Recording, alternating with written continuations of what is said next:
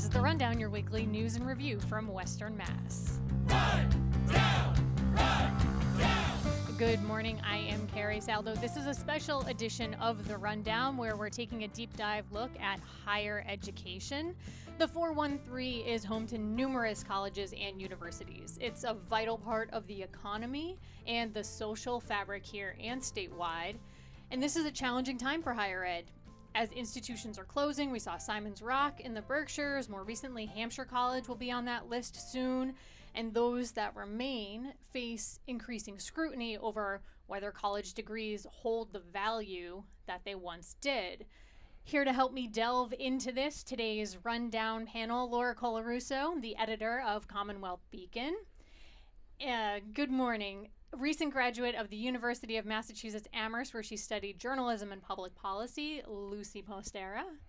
And Phil Bishop, a reporter with the NEPM Newsroom. Good morning, everybody. Good morning. Good morning. If you have thoughts, you can email the rundown at nepm.org. That's the rundown at nepm.org. All right, let's get right into it.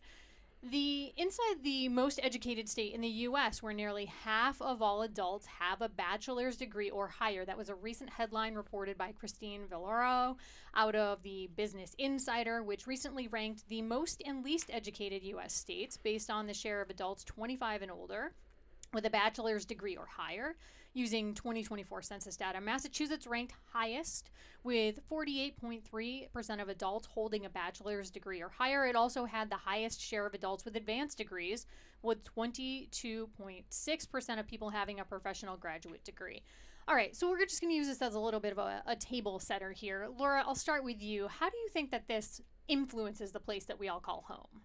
Well, I think that it makes us a state that not only are we the most educated, but also one of the most expensive states to live in, because the higher education stats that you just cited mean that we also make a lot more money, which fuels the economy, which in turn makes it much more expensive. And so as we It's this crazy little cat chasing its own tail in some ways. In some ways, yes. And I think that's also why this political season, as we head to the gubernatorial election in particular, affordability is one of the key issues on the docket that the candidates are speaking to. Absolutely. Lucy, you graduated from here in the 413. Congratulations. Thank you very much. You received your degree from the University of Massachusetts Amherst. You have a BA in journalism and a master's degree in public policy. Why was it important for you to get both of those degrees? And you did it in pretty short form, right? Yes, so I did these degrees in 4 years. A big part of me finishing my undergrad in 3 was the cost. You know, I'm a first-gen college student, so education's always been a big priority of mine, but it is also a big investment.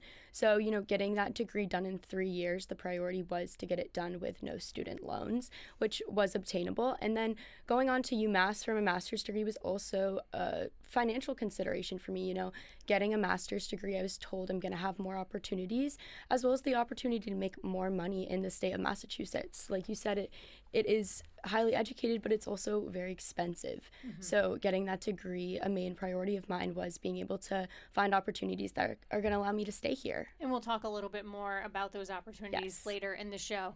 A broader context here, college degrees and the business associated with them are a significant part of the economy, as we're talking about here. Some stats care of the Greater Boston Chamber of Commerce. Higher education institutions contribute more than $70 billion with a B to the economy and generate 474,000 jobs. Meanwhile, over the past dozen years, we've seen 17 colleges and universities in Massachusetts close. That's according to Mass Live. Among them, Simon's Rock College in the Berkshires last year folded its Great Barrington campus into the New York State campus, so no longer active there in the Berkshires. And obviously big news this year, the fact that Hampshire College will be closing later this year. So knowing that this is a significant piece of the economic puzzle here in the state, Phil, and yet we've seen these closures, what's top of mind for you? I think that, you know, for me, when we talk about its relationship to the broader economy in the state, it's also kind of looking at how these institutions have expanded and grown their capacity to have employees. I think a big thing that we see, particularly from UMass Amherst and other colleges, is they also have a really robust research economy. You know, there are people who are working with various state and federal grants to perform research. And I think that, you know, to square the circle between the impact that these institutions have on our economy, and also that we're seeing some of these things close, is that I think that there are broader economic headwinds that sort of are affecting everybody, every person, every institution in the state and across the country. You need a bulwark to be able to weather that. So, larger institutions like UMass Amherst, for instance, which obviously has, as a public university, has a state funding stream to sort of make it a lot more resilient to increase costs. That can weather that storm much better than something like, say, Hampshire College, which had, disappointing enrollment is the language that I will use. A college's ability to maintain itself requires a legitimate funding stream, and for a lot of these colleges, that is enrollment. That is people paying money to go there. So when you have these smaller liberal arts colleges that maybe do not have the enrollment that is necessary to cover the costs that they have to operate as a college or university, then you find yourself in a Hampshire College position where you say, I don't have enough money to keep doing this and I need to close down. And interestingly, among the things we were hearing from Hampshire College and Simon's Rock College as well, is part of their value proposition was, we're different, right? Mm-hmm. You can come here, you can get a unique educational experience. It's not going to be your run-of-the-mill experience, maybe with Hampshire College, in the form of not having formal grades. Simon's Rock was an early college, so you could feed in at a younger age in high school. And for a long time, Education Ask First were saying, push that, lean into that. And we saw that that wasn't as helpful. Just one more stat here from Pew Research. 70% of Americans now say the higher education system in the United States is generally going in the wrong direction. That's up 56% from in 2020. Gallup reported last September that 35% of Americans regarded a college education as, quote, very important. Half the number who thought that in 2013. So obviously huge shifts in how people are perceiving the value of higher education. All right, let's discuss some of the ways that Massachusetts leaders have incentivized college. 2- and 4-year college degrees at state schools are now free or low cost for many people in Massachusetts. And let's look at some of the pros and cons here. Initially, the state launched this program in 2023, kind of tweaked it a little bit, widened it in 2024. Mass Educate, Mass Reconnect, those are the buzzwords attached to it. Basically, you break it down, it means that Massachusetts residents without a bachelor's degree can attend any of the state's 15 community colleges, no tuition or fees. And both programs include an allowance for books and supplies for certain students. Now, Lucy, interestingly, sort of part of this free college push is some early college education as well. You also participated in that program. So then how did that fold into your educational experience? Yeah, absolutely. I was part of the GCC, Greenfield Community College Early Entry Program, during the 2021-2022 school year. So this was during my senior year of high school. I was really interested in doing GCC to kind of try out college. As a first gen, I wasn't sure that college was going to be something in the cards for me, that I wanted to go to college. I didn't have anyone to look to say, hey, what is college going to do for me? How is it gonna set me up to have a successful future? So going to college with no cost was really beneficial in learning that education is something that I wanted to invest in. And it also gave me the opportunity to get a little bit ahead and therefore be able to complete my undergrad in 3 years. Wow. So you mentioned Greenfield. We also have Yes. Berkshire Community College, Springfield Technical Community College, Holyoke Community College. I think I hit them all out here in Western Mass. Liz Nieslas, though, of GBH News, reporting in 2024 that the state's program here meant a 40% surge in enrollment after about a decade of declining enrollment in these community colleges.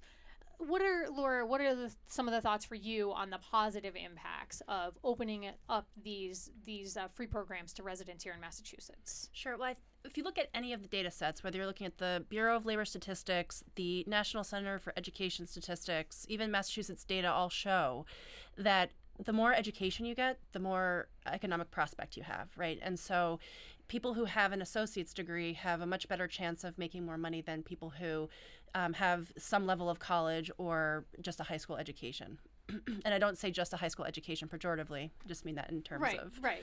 the of hierarchy, what we're discussing yes. here. So the more education you have, the more money you're able to make, the better you are set up for your future success. So I think that's a really important point. And I think, as we talk about the role that higher education plays in our economy, that means that there are more people also available for high-tech industry jobs. And so I think it's not a coincidence that, the state that relies on, we have a huge, we used to have a huge biomedical engineering field. Higher education is a huge field for us, that this state needs educated workers to fuel its economy. Absolutely. Governor Healey's administration found that 5 years after graduation, graduates of Massachusetts public colleges or universities make $20,000 to $30,000 more per year than their peers, to support what you were saying there, Laura, and that those who pursue these fields like health sciences, STEM, and the trades saw a bigger earnings boost. But not everybody loves these programs. Right. Rob McCarran, the president of the Association of Independent Colleges and Universities, told GBH's Kirk Carapezza in 2024, quote, "State policy should support all the different pathways that are available for students to obtain their degrees, whether at a community college or a 2 or 4 year institution, public or private." Yeah. Phil Bishop, perhaps not surprisingly given Mr. McCarran's affiliations, but what do you make of what he's saying? I certainly understand, there are various pathways to achieving the types of higher education that, lead to better economic outcomes for people. I think it's not surprising that the state is looking. I think community college is the most accessible part of that ecosystem. We talk about, and I'm sure we'll touch on it further, but college is expensive. It's an investment, exactly what Lucy said, and there are lots of people who don't have the money to invest in that, or they don't have the time that they can invest in that because they have to focus on other things in their adult life, like a job, like working to make money.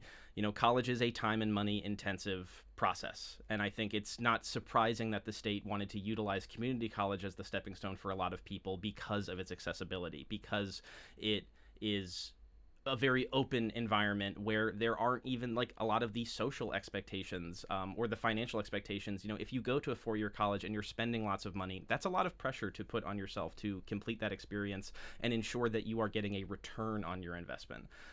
So I think that I can understand the idea, from some of these other universities who might feel maybe left behind as the state is pushing things like free community college. But I do think that that is the most accessible avenue for all people in Massachusetts. Can I just jump in here real quick? Please. Because I think what he's speaking to is the zero-sum game of the number of college students that are out there. So if more are going to community college, fewer are going to 4-year universities or colleges. And, we've had this demographic drop-off of students, of just the number of 18-year-olds in this country. And so part of the reason why we're seeing these closures is that there aren't as many students In the pool. in the pool. And then when you start to funnel some towards community college, that means that there are less for 4-year degree schools that are more expensive. And really, like you were saying earlier, Phil, they need those tuition dollars to sustain themselves. Yes, they do. Absolutely. And the competition becomes pretty fierce in terms of different incentives that some colleges are offering. I think I saw on the Daily Show not that long ago, and this isn't particularly relevant to Massachusetts specifically, but wider, incentives that include fancy swimming pools or high-tech dorms or all these other things that, one, drive costs for those attending there, but also they're sort of being dangled as these carrots for students to come and utilize while they're there. Talking about completion rates, right? The National Center for Education Statistics said that as of 2020, just 64% of students had completed a bachelor's degree at the same institution where they started in 2014. So that's a 6-year gap, right? We're talking about 4-year degrees, maybe or maybe not being completed in that 6-year window. And that 6-year graduation rate was 63% at public institutions, 68% at private nonprofit institutions, and then 29% at private for-profit institutions. So I think I raise those to point out that you might have this collegiate experience, but at the end of the day, not have the piece of paper that says, yep, I completed this, but you end up with the debt anyway. So this is another level of challenge within this entire very complicated issue. Not that I have a solution for it as of yet, but I just think it's something else to add into the fold. Any final thoughts before we head to a quick break here? I will say, with a little bit of personal experience, my initial college experience was I went to the University of Massachusetts Amherst for 4 years, and I did not graduate. I went from 2016 to 2020. 2020 was the pandemic, and there were a lot of outsized financial pressures on top of the academic pressures as we were heading into the pandemic that led me to lose focus on my academics because I had to focus on my financial well-being, paying my rent, and I'm exactly in that position. I have lots of debt and I don't have the piece of paper, and I think that is a function of being able to support students that have, outside financial pressures. People work through college, people attempt to, kind of balance out their budget as they are doing this very expensive thing. And I do think that it is necessary to kind of get those type of completion rates up is to understand those other pressures and figure out ways to alleviate those, as well as, the entry cost for universities. So many different paths here. I think that it was in Liz's piece that you just cited where she noted that as community college enrollment went up, so did the demand on the food banks at the community colleges. And so there's a definite financial pressure there. Absolutely. All right, more ahead here on the rundown. Our panel's thoughts on the costs associated with attending a private college or university and whether or how students will swing that, and especially at a time when federal borrowing limits are about to decrease, and what a thawing job market might mean for recent and future graduates. You're listening to The Rundown here on 88.5 NEPM. Stay with us. The Rundown with Carrie Saldo podcast is funded by Armbrook Village Senior Living in Westfield with support services designed to help seniors age in place, including a Compass Memory Support Neighborhood. More at armbrookvillage.com. Welcome back to The Rundown here on 88.5 NEPM. I'm joined back in studio by journalist Laura Colarusso and Phil Bishop, as well as recent University of Massachusetts Amherst graduate Lucy Postera. Welcome back, everybody. Let's get right back into it. We're going to discuss the cost of a college education if you choose to pursue a private college or university. A recent headline in the Boston Globe: these 14 New England colleges now cost more than $100,000 a year. This is by Claire Thornton. New England states, particularly Massachusetts, are home to many of the top-ranked research universities and liberal arts colleges in the country.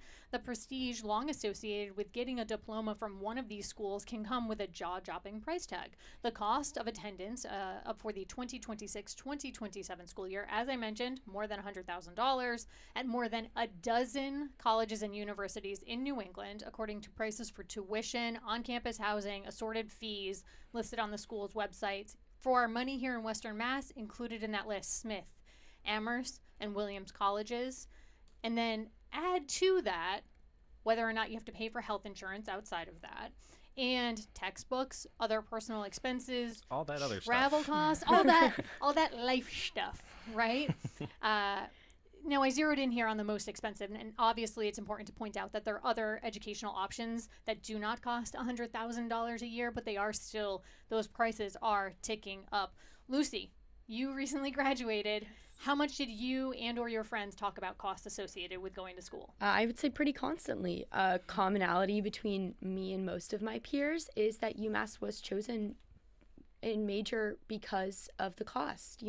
When applying to colleges my senior year of high school, cost was the number one thing I was looking at. I was looking at how I can get my degree in the least amount of money possible. And I think as, the job market stays a little bit stagnant and prices are raising, it's something that me and my friends talked a lot about our senior year is, the costs in our student loans versus the future, what we're going to get out of this degree and how it's going to compare to the money that was spent on it. Yeah, absolutely. Laura, as a parent, Yes. I think about this all the time.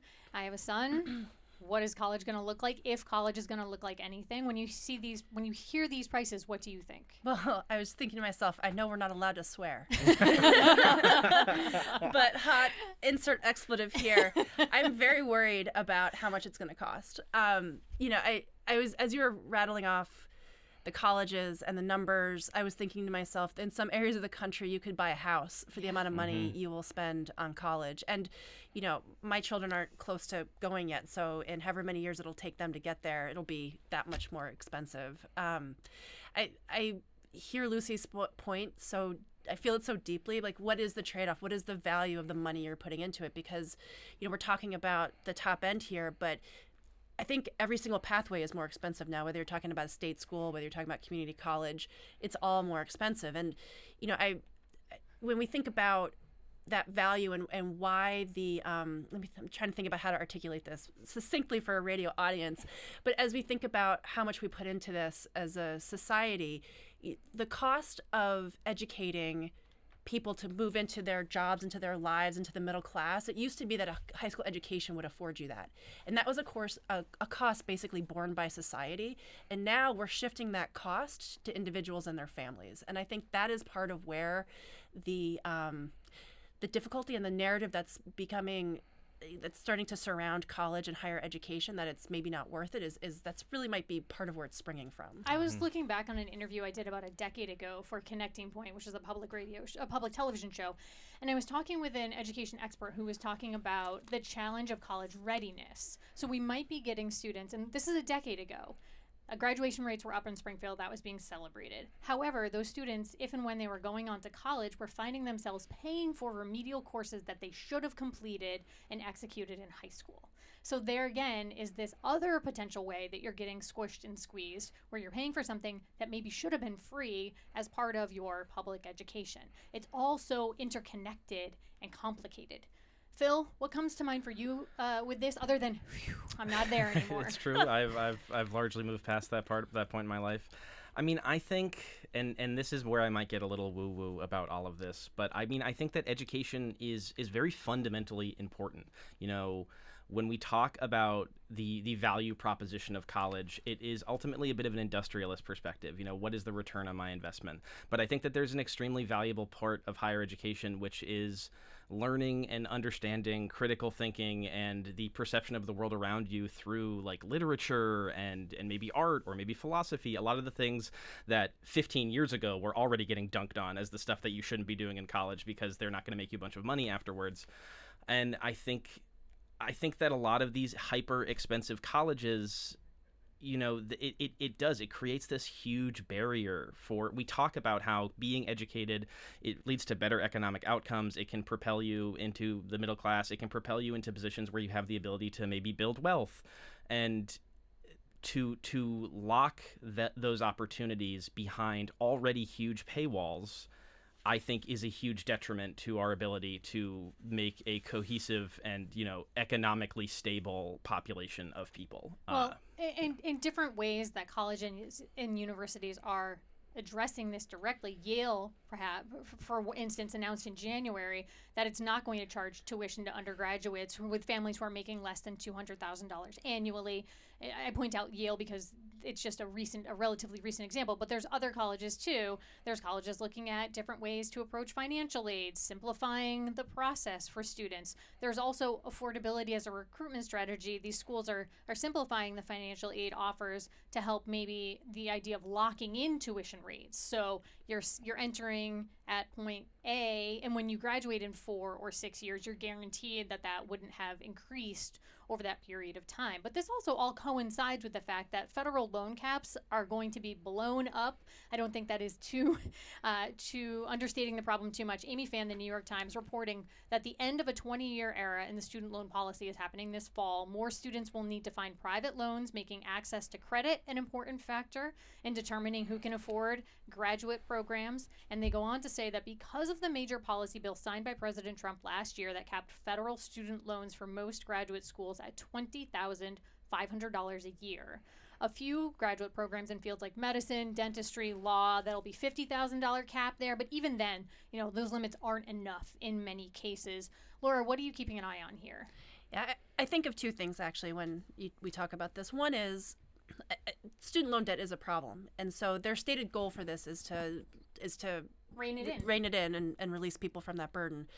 The flip side of that is, though, student loans, federal student loans specifically, tend to be less expensive. They tend to be more fairly adjudicated. So by not having this available to a broad swath of the population, what does that do to the racial and socioeconomic makeup of these colleges and universities and programs? And so I think there's a double-edged sword here, potentially. Yeah. And obviously, we don't know. The data this is going to be a very lagging indicator.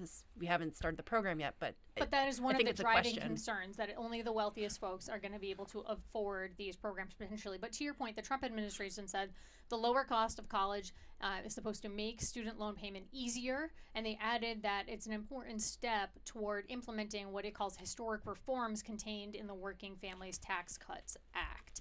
All right, some next steps here, if you're kind of looking at this whole tuition quagmire, there is a website that can kind of help you calculate what the cost might be. It is called myintuition.org. I'm afraid to go there. I like the Especially, wordplay. does it look at what it will cost 10 years from now when I'm Exactly. putting my kid there?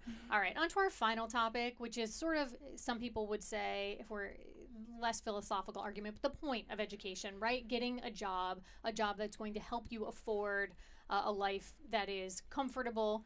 A June headline in the New York Times, labor market shifts into a higher gear, this was out of a different publication, the Boston Globe, shifts into a higher gear as it pulls more people into work. Lucy, you're the most recent into the job market Yes. here. You told me you applied for 100 jobs and Yes. got 2 interviews. You're currently working on a state reps race here in Western Mass. I am. But what was that process like for you? Yeah, so I would say it was extremely discouraging. You know, as I had said, a big part of me going to graduate school was to become more employable, to set myself up for success. So I started my job search in probably January of this year and started really hitting the ground running. And I had to give myself breaks. You know, you apply to so many jobs and you're not hearing back. It is a bit discouraging. You're wondering, what am I doing wrong? How could I have set myself up better? And I think you also have to think about what kind of jobs are on the market. There is jobs available, but oftentimes they're not jobs that are entry level, or they're not jobs that require a college degree. So you're either needing additional schooling, or you're getting a job that's really, like we talk about, return on investment. It's not returning to match the money that you put into it. Laura, you're an editor. You're vetting candidates. What's it like out there right now, receiving applications and going through this process?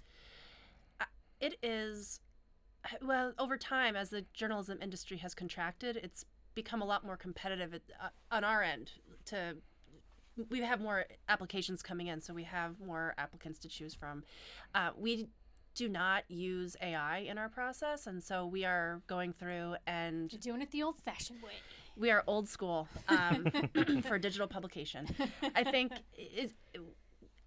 I don't know what to say other than it's just this, we're looking for the right fit, and people, I read every cover letter that comes in, every resume. For me, the cover letter is the most important thing because I want to see how people are writing. I don't know how applicable that is to other organizations or other industries, but I think it's just a matter of finding the right people. And for us, it's gotten a little bit easier because of the journalism industry contracting. So Yeah.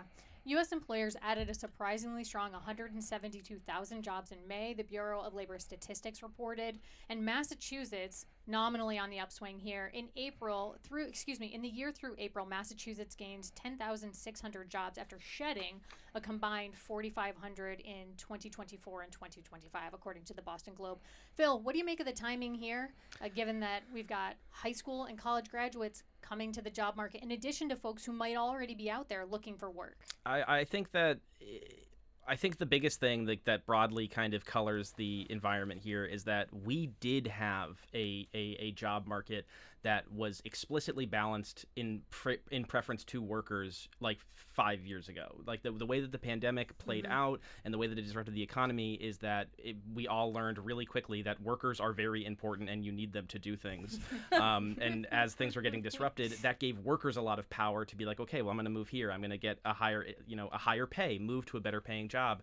And I think as the market has contracted and become more competitive, that it makes it feel a lot more demoralizing because you don't have the opportunities to move to a higher paying position, and ultimately you just don't have the power that you maybe once did as a worker. The employers have a bit more of that leverage. I was just going to say that, and it cuts across different industries, right? So the reason we have the bump is because of the healthcare industry hiring, right? But other industries like the college and higher ed sector are struggling. Yeah. Well, we'll leave it here today. My thanks to all of you. My thanks to those of you listening. You've been listening to The Rundown here on 88.5 NEPM.